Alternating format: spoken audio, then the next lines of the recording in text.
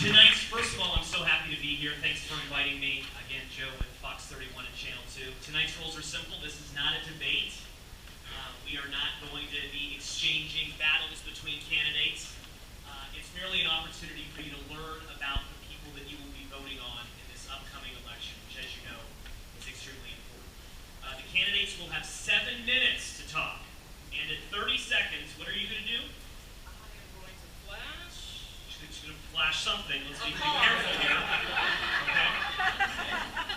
And when time is up, she's going to stand up. So that way I don't have to be rude and say time has expired. The goal, keep this moving and move it quickly. And that's what we'll start right now. So Casper, you're going to be up first. And my question, you will speak at that microphone there. You're more than welcome to move. And grab that mic and walk around. Of course, Casper Stockham is the 2016 Republican candidate in Congressional District 1. I remember covering that convention at that church when you won your nomination. He is running against Democratic incumbent Congresswoman Diana Degette. Sir, your question is,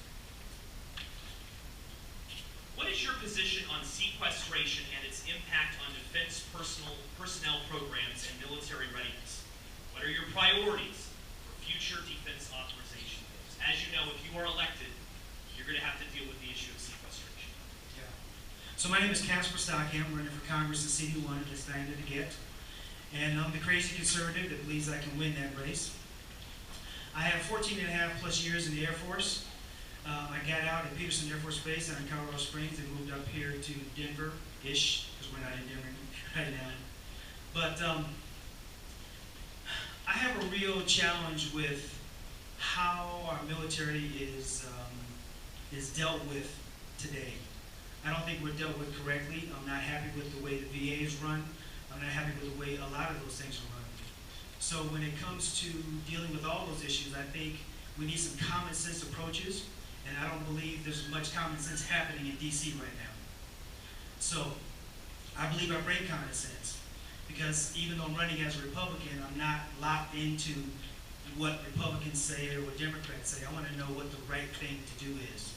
So when it comes to any of these policies, I really don't care what it is. It needs to be approached with a common sense thought process, not a Democrat or Republican thought process. We need to look at it with open eyes and open heart and try to figure out what the best thing it is to do for our veterans. Because our veterans put their life on the line, they put their families on the line, they put everything on the line to defend this country. So there is nothing that we should not be willing to do to protect them and to take care of them when they come back. So I had a conversation with the gentleman earlier, I think it was Jay. I had a conversation with Jay, and I was ready to shut the VA down because I don't like the way they're run. But after talking with Jay, I need to do some more, I need to get some more education, because there's a lot more to it than just shutting the VA down. But it's a mess, and they know it's a mess. I just want to make sure they're actually going to clean it up, right? So if they want to keep it running, then they need to clean it up. And they don't need years, in my opinion, to clean it up. Because in the meantime, 1 in 3 vets are dying on the street. So something needs to be done now, not 2 years from now, because lives are on the line. So if it takes sending our veterans to a civilian facility until they figure it out, okay. It's common sense. We need to think about common sense.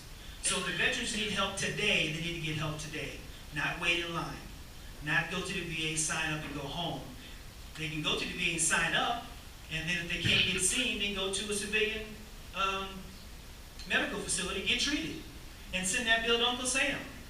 This is simple. This is common sense. But politicians won't do that. See, I'm not a politician.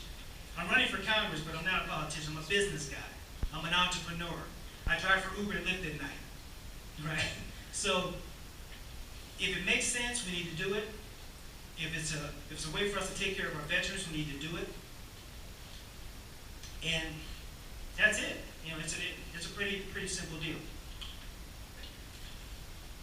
You have some time. Just if you could just answer the question, sequestration, your thoughts in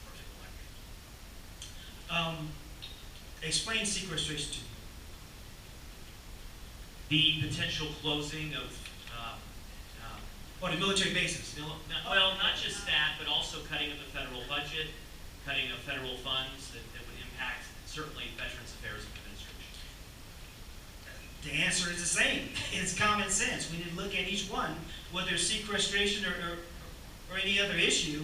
We need to be able to look at it objectively and figure out what the best way to approach it. You can get into fancy, all these fancy deals going on, but again, common sense is common sense. And I don't believe they have it in DC right now. Thank you. Down at Casper the Stockholm. poll, voting is